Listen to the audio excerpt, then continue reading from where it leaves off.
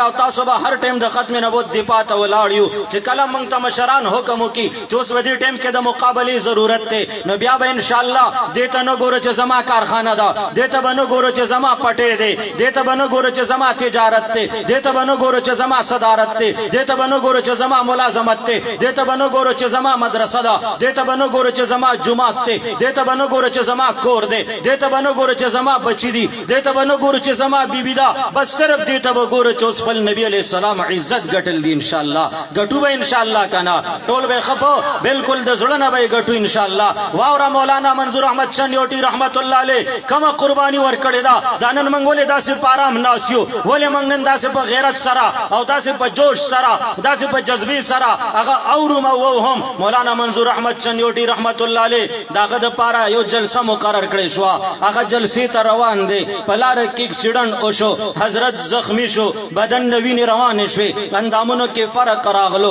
چې کله هسپتال ته لاړو ډاکټرانو پې پټۍ ولګولې او زخمونه هغه ډېر زیاتو په دغه دوران کې شپه راغله کله چې شپه راغله پټۍ لګېدلې دي ډاکټران کور ته لاړل دغه خلک چې کوم کمپاوډران هغه په هلته کې دي نرسیانې هغه هلته ناستې دي دې حضرت فرمایي هغه کمپاوډران یې راوغوښتل ورته وایي زما په ختم نبوت جلسه ده زه هلته تلل غواړم هغوی ورته حضرت تا په بدن باندې پټۍ دي تا ته دوایي شروع ده ستا وجود زخمی دی ته به دلته نه څنګه ځې ډاکټرانو منع کړې ده هغه ورته ډاکټران تللي دي کور ته لهذا ما بوځئ وایي ته نشې تللی وایي څنګه نشم تللی ور حضرت ته د ناستې نه ورته ټیک ته چې د ناستې نه یم ما له امبولینس راولئ امبولینس یې راوغوښتلو دا شپه ده هسپتال نه په سټریچر کې سملیله شو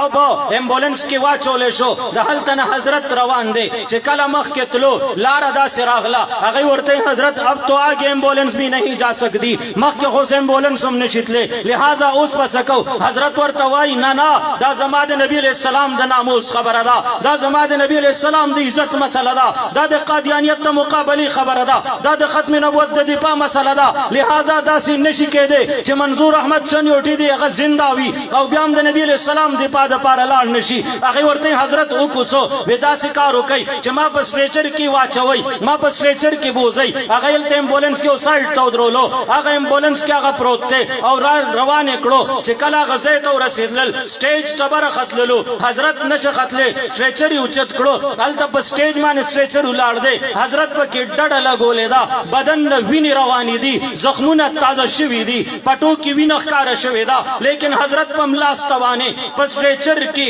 دغسې د لوډ سپیکر باندې بیان وکړو د نبي علیه السلام د ختم نبوت د دفاع دپاره هر قسمه قرباني ورکړه هلته بیان نه واپس راغلو چې کله هسپتال ته راورسېدو زخمونه بیا تازه دي وینه بهیږي ډاکټران راغلل ورته حضرت آپ تو معذور تھے حضرت تاسو خو معذور وای الله تخکاریدل تاسو دا وینه بدن نه بهیږي تاسو ولې داسې حالت کې تلئ حضرت ورته فرمایل دا زما د نبی علیہ السلام د تحفظ د ناموس رسالت مسله وا او دا خو صرف زما د بدن وینه روانه وا کچرتا دا وینه ختم شوی نو ما بدا دفاع کولا ہمیں تو یہ خون نبی کی صدقہ سے ملی ہے منگتا خدا وینه د نبی علیہ السلام په صدقه کې ملاو دا خو صرف عبید الله کچرتا دا وینه بدن کې ختمې دیم نظر استو کول ورستو کې دو والا نوم هغه خون او هغه وینه چې هغه د نبی علیہ السلام په صدقه ملاو دا هغه د نبی علیہ السلام باندې اون بېګن د داسې وینې پیدا بیا صدا نو ما تاسو هم د قیامت پر ورځ داسې خلکو ته مخامخ کیږو نن منګه خلد دی بهیږي نن ګرمي درا دي شي نن حالات دي دي اوسم موسم الحمدلله صدقه نه دي لیکن من او تاسو با خبا قاعده من په استقامت سره ناس او خبا قاعده منګه با د نبی علیه الصلاۃ والسلام دا هر ټیم د ناموس رسالت ته د پاده پر تیار یو نو کچرته داسې د وینې بېولو ضرورت راځي نو ورکو به وینه ان شاء الله کنه د زړه نه دا خبره کو